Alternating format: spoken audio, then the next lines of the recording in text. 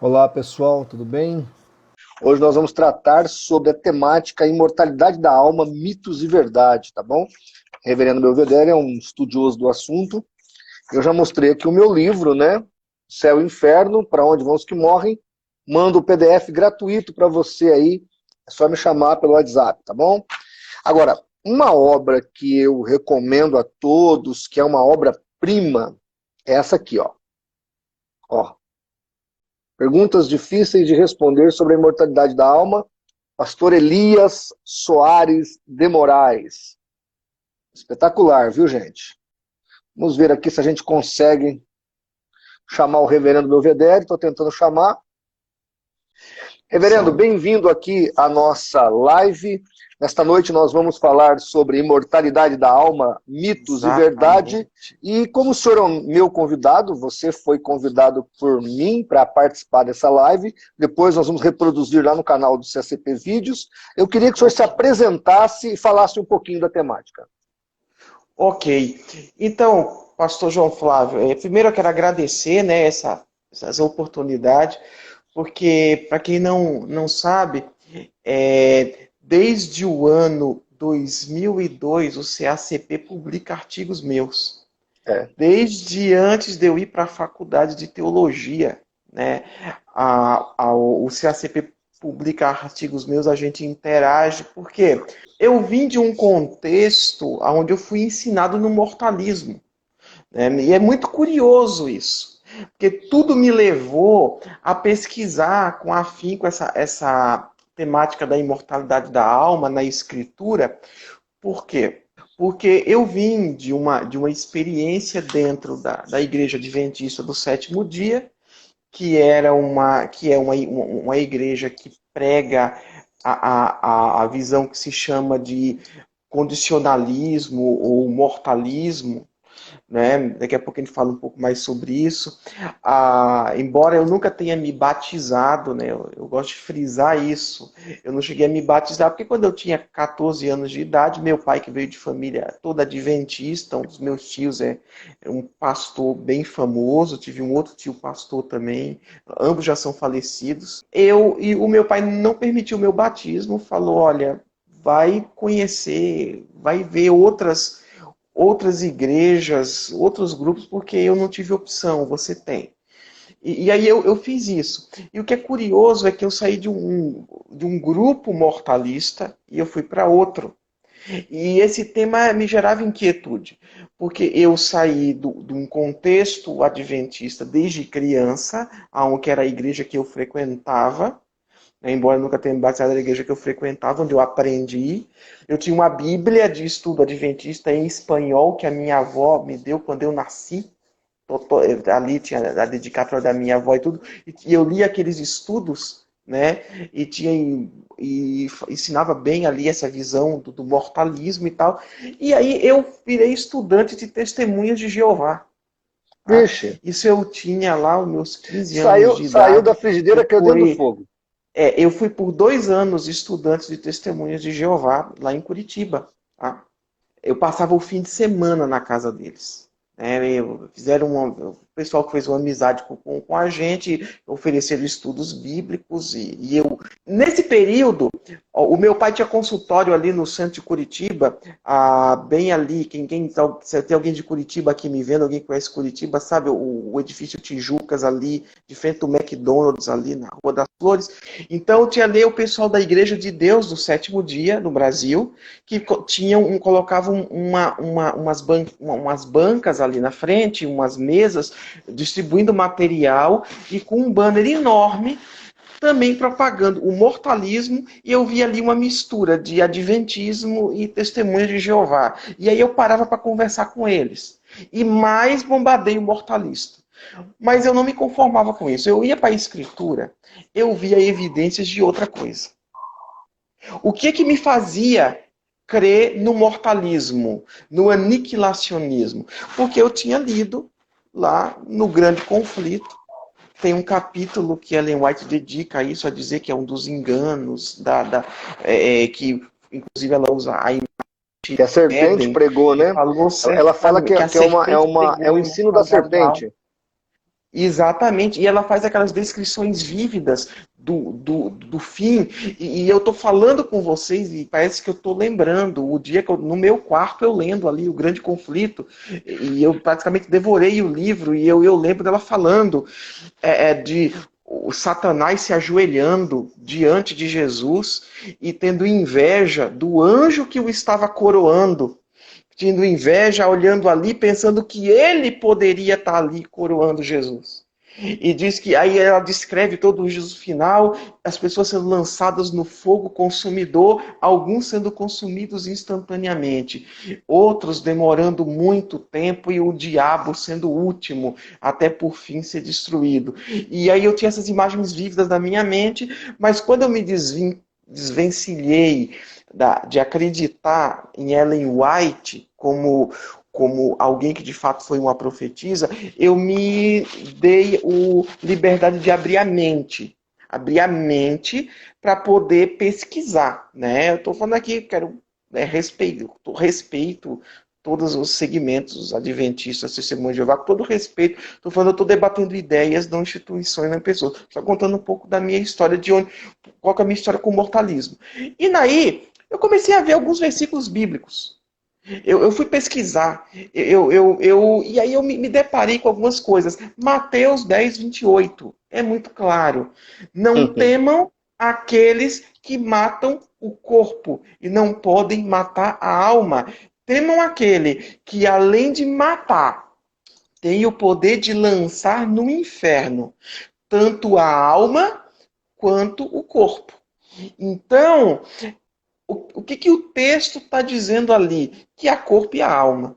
E aí, às vezes, de vez em quando a gente se depara com a seguinte interpretação, porque mortalistas não somente são adventistas, não somente são testemunhos de Jeová. Você tem no meio Sim. evangélico uma corrente mortalista. Atualmente parece que Ed Renekiewicz se declarou mortalista. Olha, praticamente todos os teólogos de linha liberal, eles são mortalistas. Por quê? Porque a teologia liberal, né, o pessoal adepto, né, nem todo adepto da alta crítica é liberal, vamos ser justos. Mas o liberal geralmente está entre o pessoal da alta crítica. E esse pessoal, geralmente liberal, ele tira o sobrenatural da Bíblia. Então, a leitura do aniquilacionismo materialista, porque você tem dois aniquilacionismos, pelo menos. Você tem o aniquilacionismo materialista, tá? Que ele não considera o estado intermediário. O ser humano ele é totalmente destruído na morte, como se fosse um animal. Tá? Não existe nada de espiritual que sobreviva. Esse é o aniquilacionismo materialista. Você tem um aniquilacionismo mais histórico, tá? Que remota inclusive a Arnóbio de Sica, que foi o primeiro aniquilacionista que a gente tem relatos na história da igreja. Por incrível que pareça, Edward White, o pastor congregacional que popularizou muito o aniquilacionismo nos Estados Unidos no século XIX, ele defendia esse aniquilacionismo, que havia uma alma sobreviver, mas no final essa alma será destruída. Mas muitos aniquilacionistas consideravam o estado intermediário. Há, inclusive, na Europa e tal, muitos aniquilacionistas que defendem a visão de que no estado intermediário a pessoa será punida, o ímpio, e no final, então será destruído os ímpios e Satanás. E o que me fez questionar tudo isso? Porque é um ensino muito confortável. Se você então estiver no caminho errado e você for condenado, a misericórdia de Deus vai te alcançar até na sua rejeição a ele, na sua condenação, você vai receber um descanso em paz. Eu comecei a pensar, então Satanás vai ser premiado com um descanso em paz? Então você pode viver a vida que você quiser. Você pode ser o que você quiser, rejeitar o evangelho da maneira que você quiser. E você vai receber como prêmio um descanso em paz. Um adventista me falou isso uma vez. Ele falou assim para mim, ele estava desviado, né? Aí eu falei, olha, você não pode morrer desviado, você tem que voltar para Jesus. Ele falou, não, Se não der tempo, não tem problema. Eu nem sei se eu quero voltar mais. E depois eu sou aniquilado e eu descanso na inexistência. Olha onde a pessoa vai acabar acreditando, né? E pastor João Flávio, eu quero, inclusive, eu passei hoje o dia fazendo algumas análises, né? Eu separei um tempo hoje, algumas horas, para dar uma analisada de alguns textos em grego.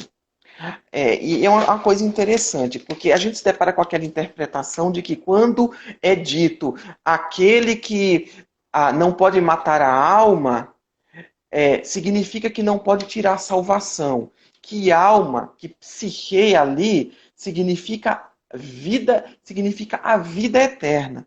Mas isso acontece, é forçar o texto, hein? Isso é forçar o texto, por quê? Porque quando se fala de vida eterna, na verdade, para falar de vida, na Bíblia nós temos outras duas palavras gregas. Nós temos bios e nós temos zoe ou zoé, que é a palavra que aparece constantemente quando se fala de vida eterna. Então, por exemplo, quando Jesus fala lá em Mateus 25, 46, e aí eu faço um paralelo com essa interpretação, que ele fala, estes irão para o castigo eterno, e estes os irão para a vida eterna. A expressão grega que aparece ali é zoen aionios. Isso. Zoen não é psique. Não é psique. Em João 17:3, quando fala este é o verdadeiro Deus e a vida eterna, quando Jesus usa essa expressão, é a expressão aionios zoe. E veja que a mesma palavra, eterna, para a vida eterna, é para condenação, é para juízo. É para condenação. Castigo, exatamente. É a mesma palavra. Se eu chegar à conclusão de que aionios é um tempo finito, eu vou ter que dizer que a vida eterna é finita também. E isso eu questionava, por exemplo, quando eu era estudante de Testemunho de Jeová, eu perguntava para eles. Ali foi onde eu peguei as maiores, assim, contradições naquelas literaturas, porque uma vez eu questionei sobre isso, sobre, por exemplo, a expressão espírito. Aí eu falei, vocês falam que espírito é pneuma, que pneuma significa sempre sopro, vento, respiração, mas nós temos outras evidências que têm outros significados. Aí me responderam o seguinte, peraí que nós vamos te responder. Pegaram um livro azul, desse tamanho, eu não lembro agora o nome, mas eram vários fascículos, assim, era um livro azul claro, mais ou menos, um pouco mais escuro que a camiseta que eu estou usando. E eles abriram e leram uma explicação para mim, que dizia o seguinte, então a explicação, o espírito, pneuma, o fôlego, o sopro, a respiração, e por fim falar, assim como Deus e os anjos, os demônios, que são seres pneumáticos. Eu falei, mas se pneumático, está dizendo que o anjo é pneumático, está dizendo que o anjo é isso? Vento.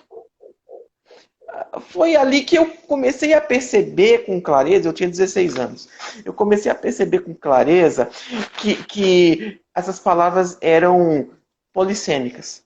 Sim. Elas eram utilizadas de acordo com o contexto. Por exemplo, né, toda língua tem polissemia. Por exemplo, você chega no inglês, a palavra power, né, que a gente traduz como poder, pode significar vigor físico, pode significar o poder de influência de fazer alguma coisa, ou pode significar energia elétrica. Trazendo para o português, a gente fala de energia. Pode ser a energia, pode ser algo físico, né, como a energia elétrica, ou pode se referir à condição de vigor da pessoa. Esgotou minhas energias.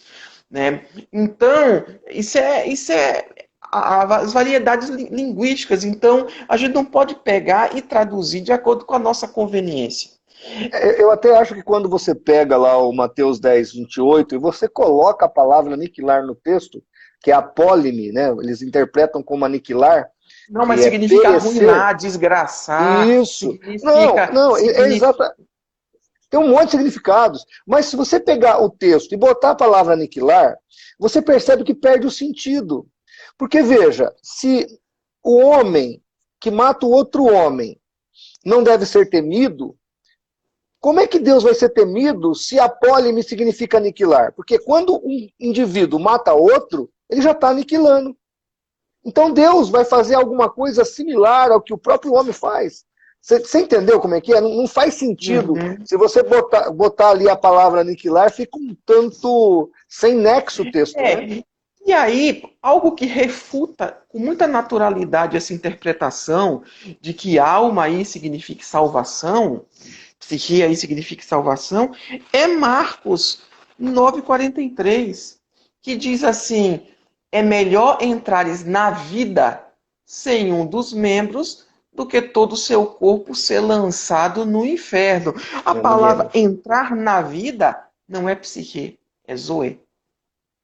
Então, e a gente vai ter, por exemplo, a Mateus 16, 25, Lucas 16, 25, na parábola do rico e Lázaro, que para mim não há quem...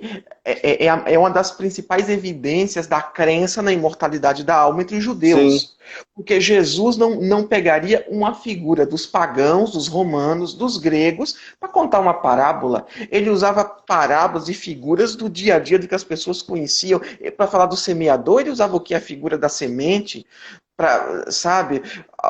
A figura da pomba. Cada parábola de Jesus era usando coisas reais. Por que ele ia criar uma ficção para algo que eles não entendiam, que eles não conheciam? Ou ele poderia usar a palavra grega mnemo, mnemeio, né? Ele usou a palavra Hades. Se falar do túmulo, ele usou a palavra Hades, que é equivalente a Sheol, e é uma coisa interessante. Por que a Septuaginta, os tradutores da Septuaginta, escolheram a palavra Hades para poder traduzir Sheol? Porque foi o conceito que eles acharam linguístico mais próximo do que eles queriam dizer com Sheol. E segundo a mitologia grega, Hades era o equivalente ao que a gente chama no português popular de o além. Era um lugar espiritual para onde iam as almas dos mortos nos subterrâneos, né, com diversos compartimentos. Então não era uma cova, uma sepultura. Exatamente. Ninguém lá na Grécia fala que fulano morreu, está ali no Hades. Né? Então, por isso que a Septuaginta escolheu verter Sheol em Hades, e os escritores do Novo Testamento deram essa continuidade. E uma coisa interessante, eu lembro quando eu estava na faculdade, eu estava tendo uma aula de Antigo Testamento, e um dia entrou a expressão do Sheol, citado por um autor que eu não lembro agora qual, e depois eu fiz várias pesquisas aí, somente em inglês você pode achar, e se confirma essa versão.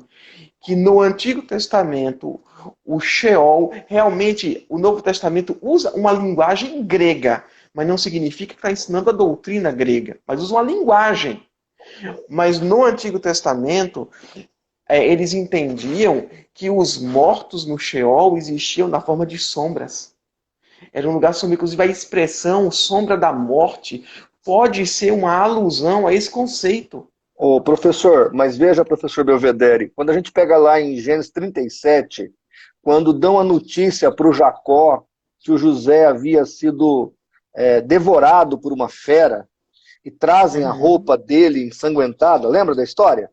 Lembra do episódio? Lembro. E aí o Jacó diz assim: eu irei ao meu filho, junto ao meu filho, no Sheol. E aí eu fiquei pensando quando eu li esse texto, se o corpo não foi enterrado, se o corpo não foi sepultado, porque segundo a história, né, que foi apresentada por Jacó, a fera devorou José, só pegou a roupa cheia de sangue, os irmãos, para trazer para o pai. Então, o que Jacó está dizendo? Jacó está dizendo que a alma dele ia se encontrar com José no mundo espiritual.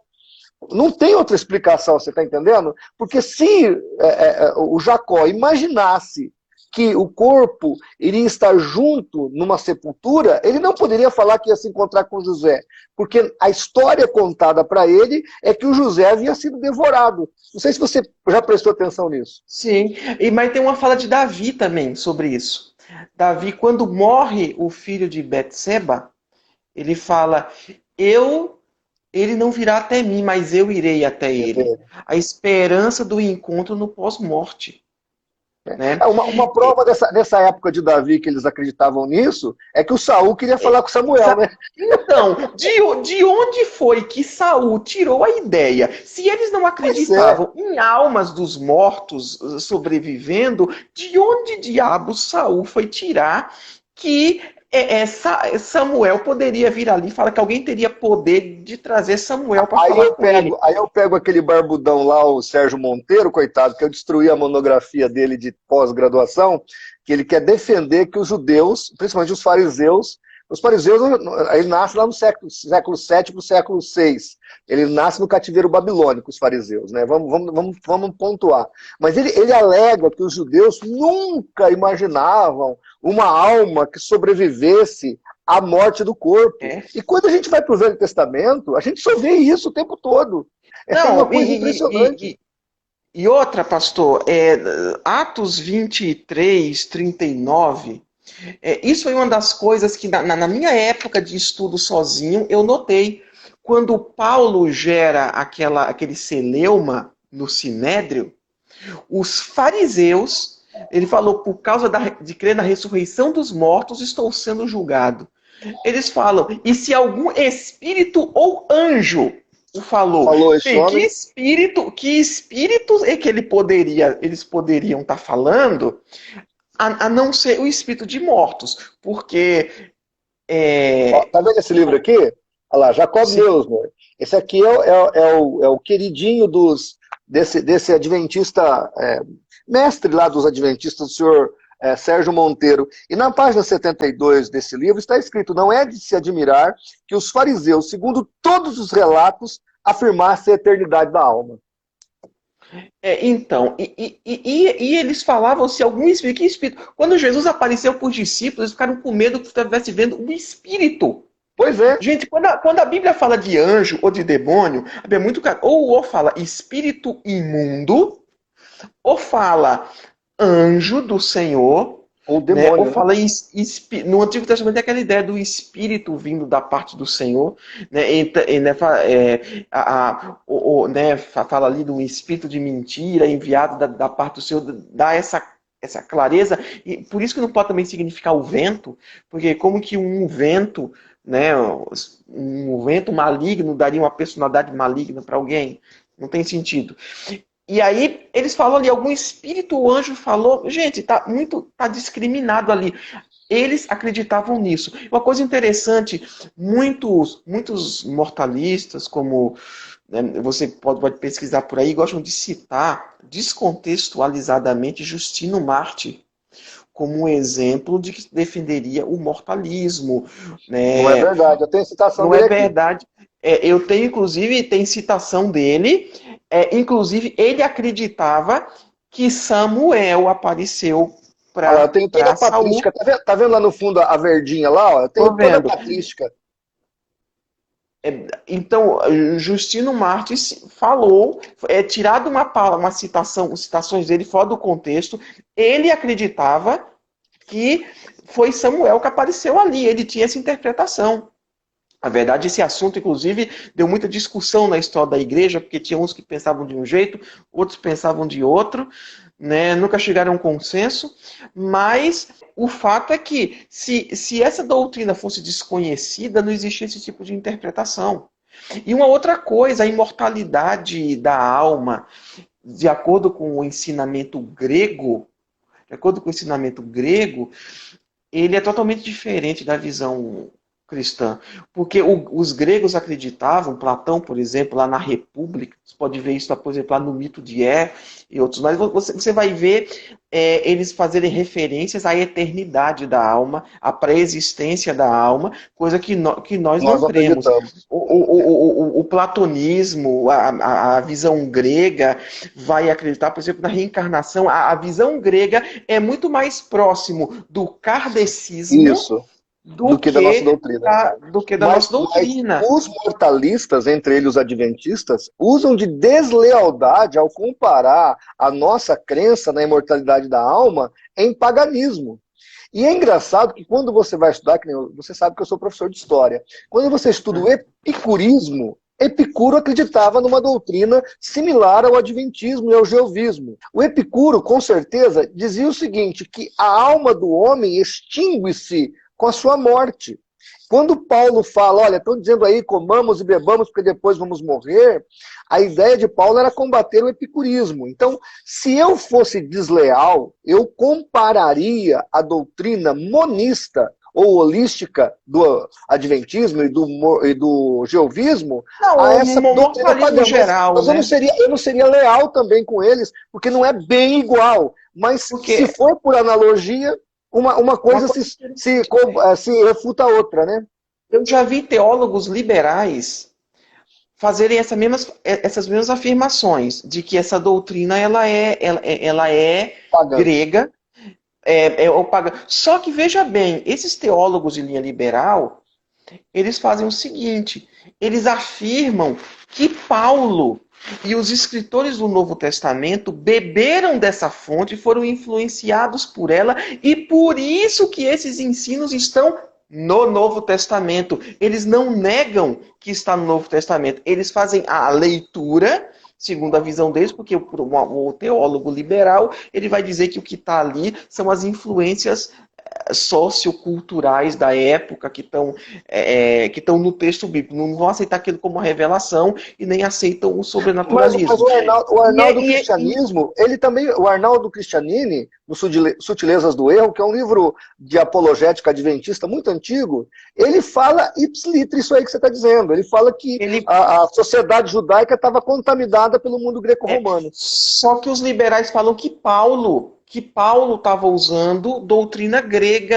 Eles falam que isso está no Novo Testamento, mas é uma influência grega.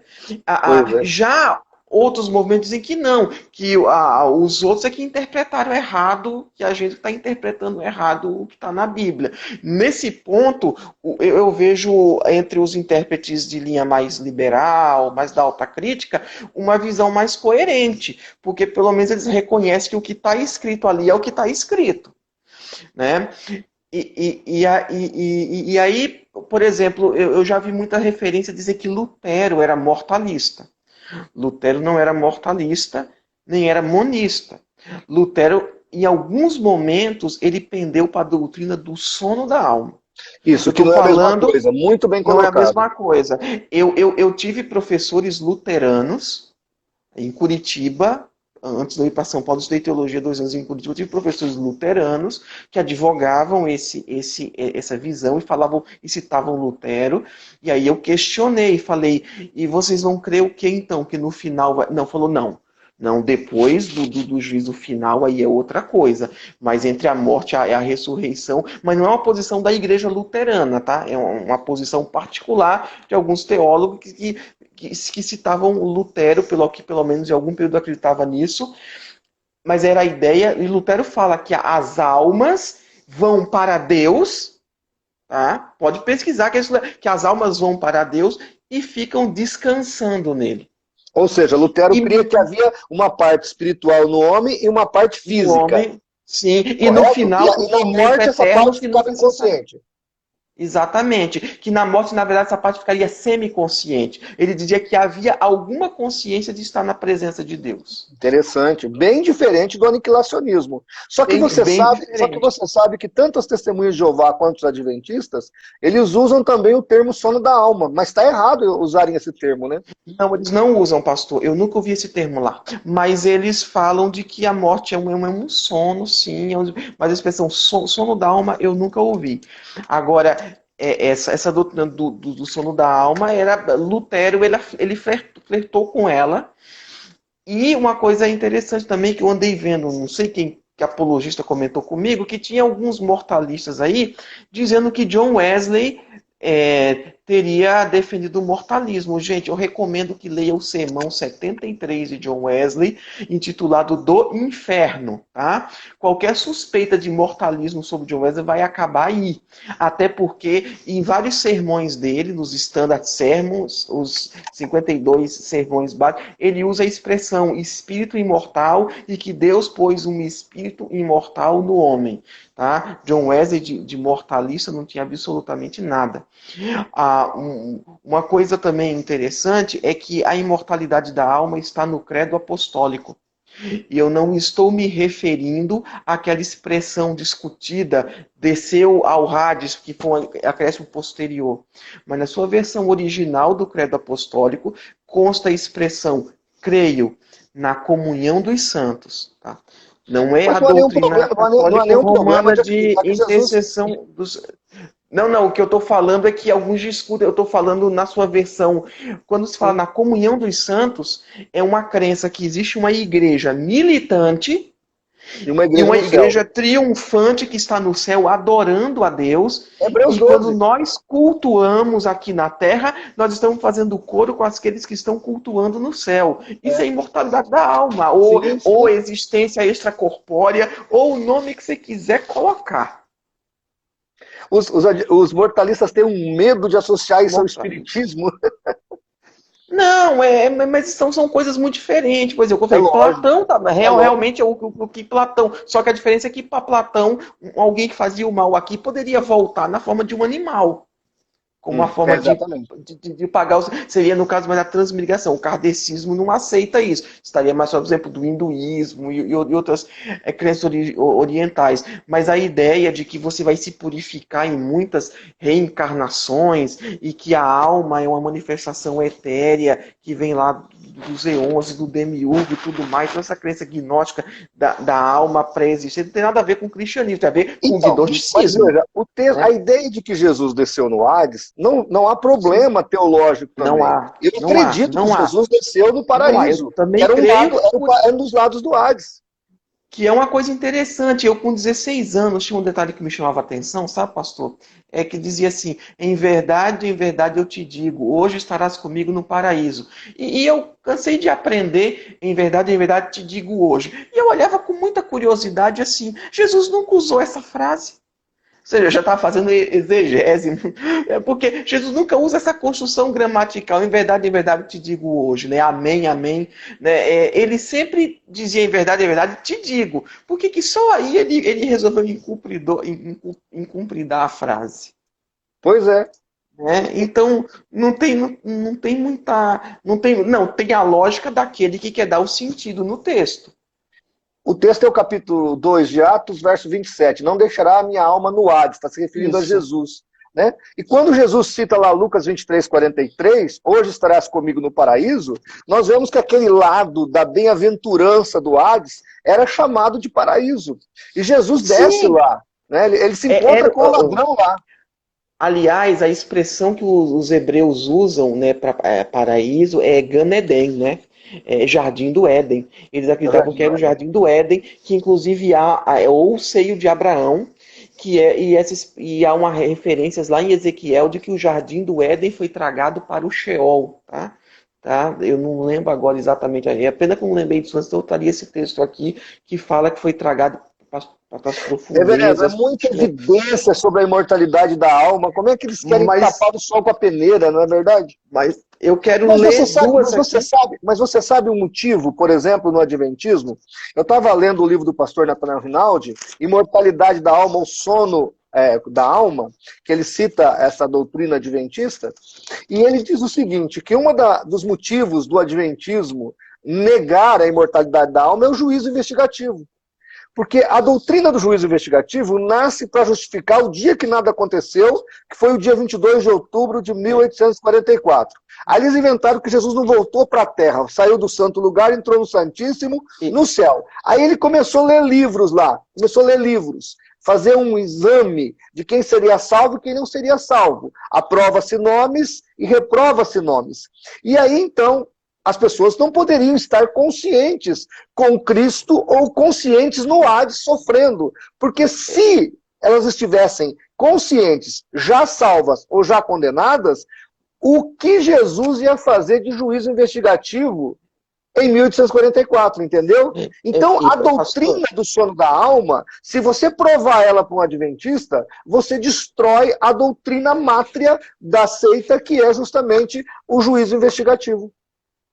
Pastor, havia muitos pregadores do mortalismo no século XIX. Pois interessante isso. Mas o século XIX, na verdade, floresceu muita coisa. Mas o movimento millerita já era mortalista muito antes da doutrina de 1844. Porque olha, eu vou com toda a vênia, eu quero, assim, discordar. Pode até ter entre eles mortalistas, mas quando a gente analisa ali tinha metodistas, Ellen White era metodista, ela era membro da sua igreja. O Guilherme Miller era membro da minha igreja, era batista. Inclusive, o próprio Leandro Quadros fala que o Guilherme Miller era imortalista. Ele defende isso. Mas ele foi influenciado, tá? Ainda a fonte. Eu tentei achar essa fonte para trazer aqui, mas eu já li sobre isso, de que o Miller havia sido influenciado por escritos de Edward White. Mas tem vídeo desse professor Leandro Quadros, e ele fala que Guilherme Miller voltou para a Igreja Batista e morreu imortalista, crendo na imortalidade da alma. Não sei se você já viu esse vídeo. Talvez ele esteja equivocado, né? Agora, aqui em 2 Pedro 2,9, assim o Senhor sabe livrar da provação os piedosos e manter os injustos sob castigo para o dia do juízo. Exatamente. Isso é uma referência aos que estão no inferno. E há um texto que eu nunca tinha reparado. Isso é uma questão recente minha. É break news. É break news aqui na live? É break news. É uma coisa nova, inédita. Não, inédita não. Mas é um texto que eu não tinha reparado nele até alguns meses atrás. Hebreus 12, 23. Hebreus 12, 23. 12, 23. A igreja, a Universal Assembleia, a igreja dos primogênitos, que estão escritos nos céus. E a Deus, juiz de todos, e aos espíritos dos justos aperfeiçoados. Está falando dos santos nos céus aqui. Os santos que estão no céu.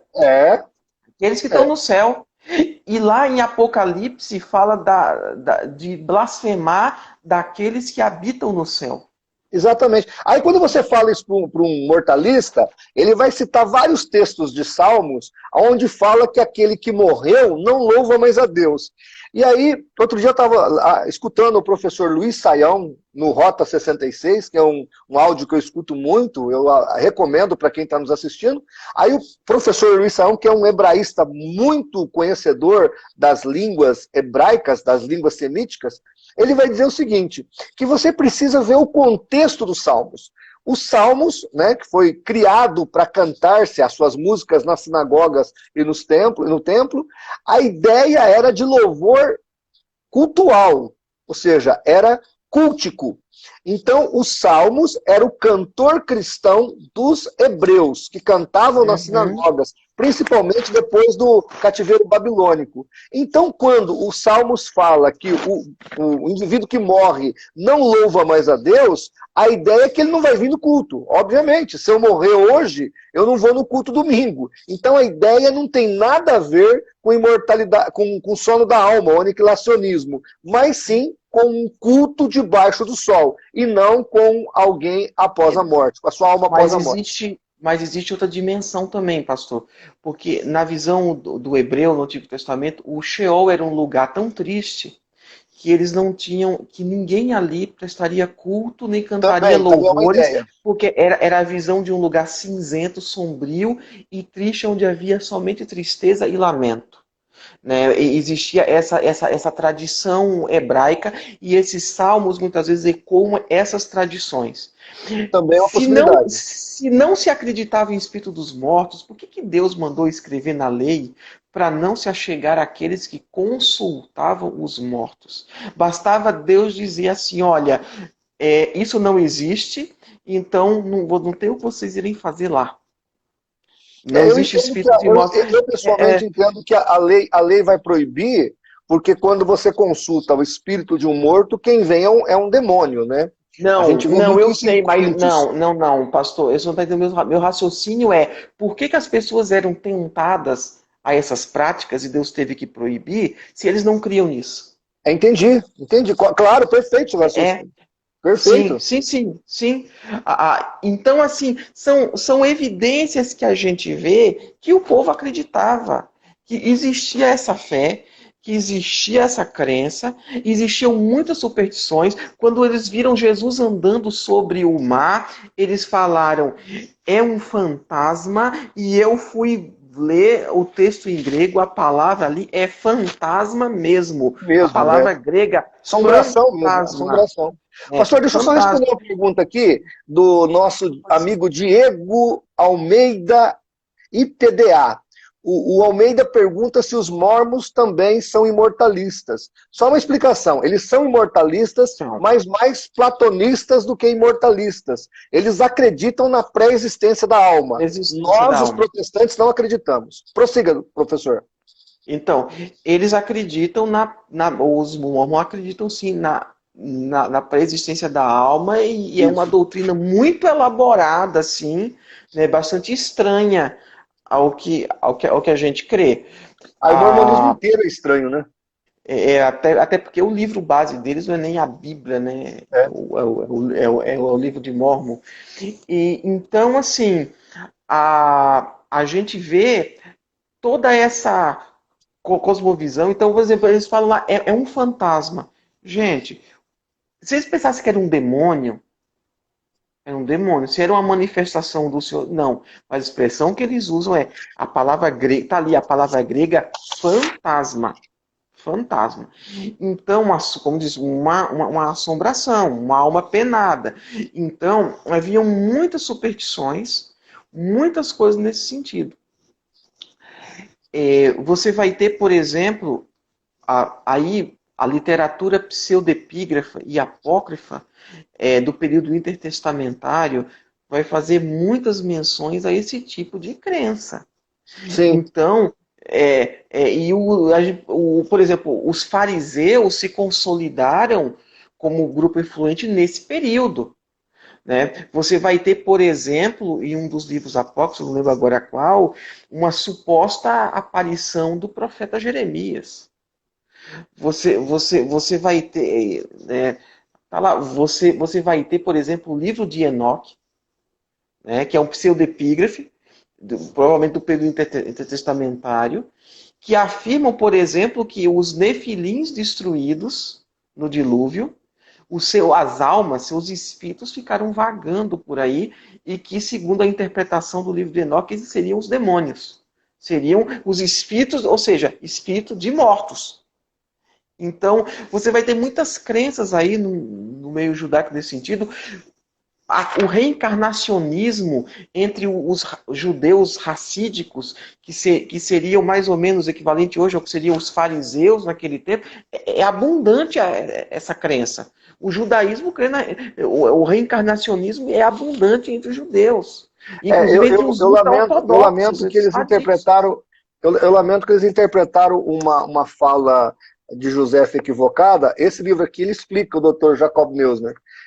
Porque a doutrina farisaica ensinava que você vai ressuscitar no novo corpo. Uhum. Quando você lê 1 Coríntios capítulo 15, você vê ali a doutrina paulina farisaica. Ou seja, você vai receber um corpo glorificado. Você ressuscita e é glorificado. Então o seu velho corpo se transforma num novo corpo. Né? Então parece que essa era a ideia. Segundo Jacob Neusner, parece que essa era a ideia dos fariseus. Sim, mas aí os espíritas exploram isso. Né?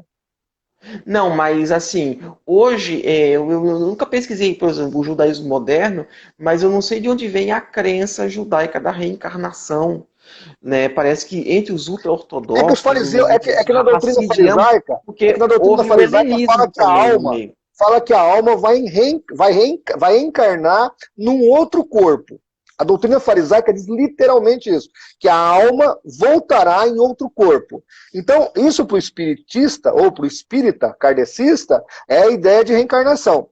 Só que quando você analisa toda a Não, mas doutrina eu me refiro aos farisaica e a judeus. doutrina... Não, eu me refiro aos judeus, não aos Isso, mas kardecistas, aos judeus que têm essa linha. E eu tenho dificuldade de entender. Eu acredito que veio de alguma linha mais helenizada. pode ser. Talvez, não sei. Pode ser, mas Não dentro do sei. farisaísmo, eu acabei tendo que estudar esse assunto para debater lá com Aham. o Sérgio Monteiro. O que eu descobri é isso, eles fazem uma confusão. Na verdade, os fariseus estão ensinando que esse novo corpo que você vai receber é o teu corpo velho, ressuscitado e transformado, que é o que está em 1 Coríntios 15. Se nós analisarmos lá, é exatamente isso. Eu não sei se nesse corpo ressuscitado nós vamos ter cabelo ou não, mas será um novo corpo, ressuscitado e É, imortal. até porque eu quero ser honesto, eu nunca pesquisei a fundo o judaísmo, principalmente o moderno, e não conheço todas as vertentes judaicas, né? Mas eu me Nem eu, isso aí surpreendi é bem complexo. quando eu, Eu tenho um quando livro aqui do eu Paul Johnson, que é dessa grossura aqui, deve ter 1.200 páginas. É bem complexo o judaísmo. mas eu digo uma coisa, até hoje, do pouco que eu li de autores judeus e sobre judaísmo, eu nunca li sobre nenhum que fosse mortalista.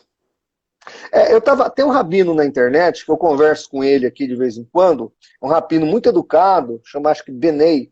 Ele me ajuda aqui, me responde algumas questões, e ele fala que dentro do judaísmo há quatro visões sobre vida após a morte, sendo que duas são imortalistas e duas defendem uma ideia um tanto mortalistas. Tá? Mas ele estava dizendo para mim que o ramo maior, segundo esse rabino, o ramo maior são os imortalistas. São os imortalistas, né?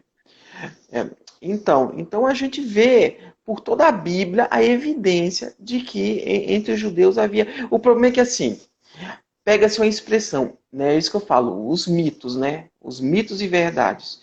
Os mitos. Mito de que nós pregamos a doutrina grega. Não pregamos. Esse é o É primeiro verdade. mito a cair, né? Nós não pregamos isso. Segundo mito, que os judeus, nos dias de Jesus, não acreditavam em alma, em espírito, em existência extracorpórea. Acreditavam. Terceiro mito, que nós cremos, que nós cremos que, por exemplo, a alma não morre. Morre sim, espiritualmente. Nós temos exemplos bíblicos de vida e de morte espiritual. Isso, Né? Por isso. exemplo, lá em Efésios 2:1, estando vocês mortos nos vossos pecados e delitos, Quer dizer, o né, cara estava fostes vivo biologicamente, vivificados, ele mas estava vivo mortos. biológica, mas morto, né, professor? Então a alma que pecar, essa morrerá realmente, espiritualmente já está morta. No sentido Né? de separação com Deus, né? O Exato. morto Foi aí, separado de exato. Deus. Isso, morto separa Deus, no estado de morte. Né? Aí, John Wesley fala, por exemplo, do ser humano, antes de ter um encontro com Jesus, ele é um cadáver espiritual. É, Né? Ou então, Adão morreu no mesmo dia que pecou, já estava morto. Então, a expressão imortalidade da alma, assim, às vezes gera um pouco essa confusão. Pode pôr o nome que quiser, existência extracorpórea, eu acho existência que poderíamos usar o termo imaterial, que os fariseus usavam, imperecibilidade. imperecibilidade, Imperecibilidade. Fica melhor. é, Professor, porque nós não se estamos chegando ao desgasta. final, então eu queria que o senhor desse aqui as suas considerações finais, por gentileza. Ok, as minhas considerações finais são as seguintes. Eu vejo com muita preocupação muitos evangélicos abraçando a ideia aniquilacionista. Por quê? Vai fazer diferença na salvação? Talvez não, diretamente, mas indiretamente, tem muitas pessoas que desistem de perseverar por acreditar que, no final das contas, se der tudo errado, no máximo eu vou receber um descanso em paz. A doutrina do inferno eterno, ela é saudável para a igreja. Por quê? Porque faz aquilo que Jesus ensinou, a nós alimentarmos o nosso temor. E esse temor nos motiva a perseverar. Se não fosse para temer, Jesus não teria dito isso. Né? E que a gente deve permanecer firme naquele que é a fonte da verdadeira vida e da vida eterna. Assim como há o tormento eterno em Jesus, o único Senhor, o único Salvador, nós temos a vida eterna e a vida abundante. A palavra grega perissos, que significa vida superior, vida além da média. Então que essa esperança seja o que nos motive a pregar a realidade do inferno para que os pecadores se arrependam e nos alegrar com a certeza da vida eterna em Jesus. Amém. Pastor, eu quero agradecer o senhor, reverendo Belvedere. Realmente, nós já temos uma história longa aqui de relacionamento. Você se tornou um cooperador do CACP, está sempre conosco aqui. Nós temos aprendido muito com o senhor. A gente sabe que o senhor representa um metodismo saudável, um metodismo avivado, um metodismo bíblico, que é aquele que John Wesley ensinou. Então a gente glorifica a Deus pela sua vida, pelo seu trabalho, pela sua igreja. Que Deus continue usando você, viu, pastor? E muito obrigado por ser já, acho que mais de 15 anos nosso parceiro, né? Mais de 15? Olha, em 2002 vocês publicaram o meu primeiro artigo. 2003 vocês publicaram o meu primeiro artigo. 17 anos então, pastor. Olha, muito obrigado. Lembranças aos filhos, à esposa, à família. Muito obrigado pela sua participação. Eu tenho certeza, reverendo, que uma coisa que você deixou claro aí e todos entenderam, que se eles forem pesquisar como você pesquisou, com uma mente nem teológica, porque você foi lá com a cara e a coragem, descobriu a verdade. Quem quer descobrir a verdade e vai à Bíblia com sinceridade, com certeza voltará de lá com o conhecimento verdadeiro e correto da palavra. Não é verdade? Mas muito obrigado, então, e até a nossa próxima live. Eu gostaria de deixar aqui aberto para a gente fazer uma próxima, pode ser? Com certeza, a gente define os temas aí e a gente... Para ter uma ideia, a gente ficou aqui só em uma questão, ó, de 5, a gente só falou de uma praticamente. Olha aqui, tá vendo a nossa pauta? É verdade, hein? É verdade, a gente precisa ter um meio de ter umas lives de tempo maiores. Uma hora a gente precisa dialogar sobre Trindade. Vamos fazer o seguinte, eu vou ver aqui o tema que faltou para a gente abordar, a gente faz uma live, e depois a gente pode vir numa outra live falar sobre Trindade e as seitas e as heresias a respeito da Trindade. Não seria legal? Com certeza, com certeza. Então, um grande abraço e até o nosso próximo vídeo, tá bom? Deus abençoe, até mais. Deus abençoe.